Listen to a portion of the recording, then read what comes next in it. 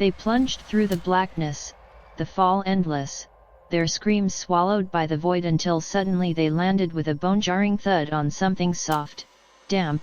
and shifting beneath them, and as Alex groaned, pulling Mia close, he realized they were lying not on soil or wood but on a carpet of flesh, a living floor that pulsed and squirmed as though they were standing inside the body of some enormous beast, and the air here was thick and wet, every breath tasting of iron and rot, and Mia, gagged, clutching her stomach, whispering, "This isn't a house, it's alive," and Alex's skin crawled at the thought, but before he could answer, the floor convulsed beneath them, rippling like muscle, forcing them to their feet as the walls around them shuddered, slick and red, veins throbbing through the surface as though pumping blood, and from deep within the darkness came a low groan, a sound so massive it vibrated through their bones, and Alex realized it wasn't thunder, it wasn't the storm, it was the house itself breathing, and as the groan faded it was replaced by whispers, those same countless voices, though now they weren't speaking in unison but arguing, fighting, thousands of overlapping tongues clashing, some crying out in agony, others laughing, and one louder than the rest shrieked, "Stay, stay forever!" While another hissed, "Feed it, feed the house!" And Mia clutched Alex's arm, sobbing, "We're in its stomach," but Alex forced himself forward, dragging her along, searching for anything resembling an exit, and ahead they saw a faint glow, a pulsing light like a heartbeat, and as they stumbled toward it the ground grew hotter, their shoes sticking slightly with every step as though sinking into flesh, until they reached the source of the light, a massive heart, suspended by thick black veins from the ceiling, beating with thunderous force, each pulse sending tremors through the floor, and carved into the heart were faces, dozens of them, their mouths open in silent screams, their eyes rolling as though alive, and among them Alex froze as he saw David's face, half sunken but undeniably him, his mouth opening and closing soundlessly until suddenly it spoke, his voice distorted, gurgling, "Help me, please, it hurts," and Mia shrieked, trying to pull Alex away, but Alex staggered forward,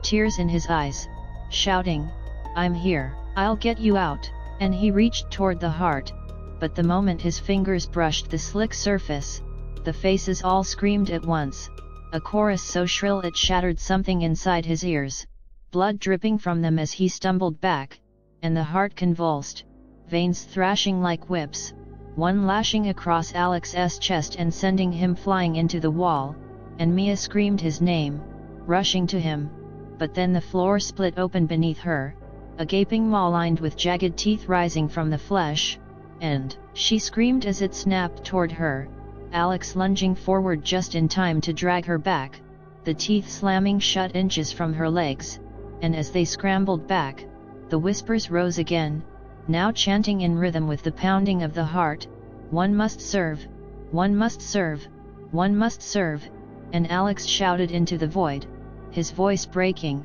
"Why us, why are you doing this?" And for the first time the voices answered as one, "Because you came, because you entered, because you are ours now," and the heart throbbed harder, spraying blood across the floor, flooding the chamber until it reached their knees, warm and reeking, and faces began to surface in the blood, pale and bloated, mouths opening to sing the chant with the others, and Mia collapsed against Alex, sobbing uncontrollably, whispering, "We're not going to make it out, we're going to die here," but Alex gritted his teeth, forcing her chin up, staring into her wide eyes, "No, listen to me, I am not leaving you here, I don't care what it is, I'll fight it, I'll burn this place to the ground if I have to," and as if mocking him, fire erupted along the walls, not consuming them but burning with black flames, shadows rising from the flames and taking shape, forming bodies, tall and twisted, their limbs too long, their mouths filled with jagged glass-like teeth, and they stepped toward the pair, their whispers slicing the air, "Serve, serve, serve," and Alex shoved Mia behind him, grabbing a jagged shard of bone that jutted from the floor, holding it like a weapon, shouting, "Stay back!" And for a moment the shadows halted, tilting their heads in eerie unison, and then they laughed, their voices merging into the thunder of the heart, and they lunged, claws slashing, and Alex swung wildly, the bone shard sinking into one of them, its body bursting into smoke, but two more took its place, and chaos erupted as he fought, every strike buying a second as Mia screamed his name, clutching her hands over her ears to block out the cacophony, and then suddenly a new voice boomed over them all, deeper, older, the voice of the house itself. "Choose. Choose now or both will be consumed," and Alex froze, panting, the shard dripping with black ichor, and he turned to Mia who stared at him with eyes wide with terror, shaking her head. Don't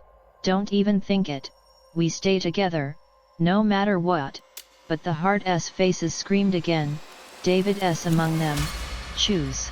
or she dies." And Alex's knees buckled, torn between the weight of the demand and the horror of losing her, but Mia grabbed his face in her trembling hands, pressing her forehead against his, whispering fiercely, "Don't let it win,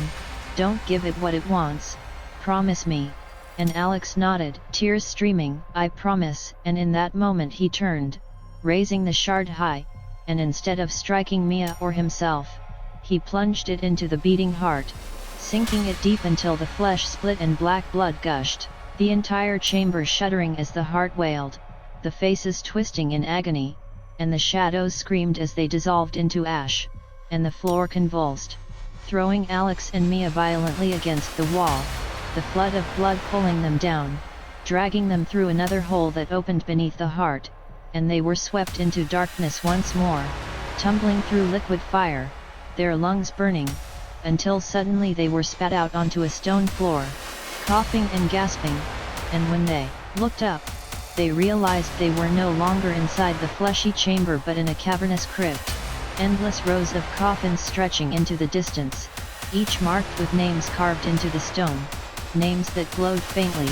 and as Alex staggered closer he felt his heart stop because the names weren't strangers, they were theirs: Alex Carter, Mia Lopez, David Hale, etched in glowing letters, their dates of birth correct, but beneath each name the date of death was the same: tonight.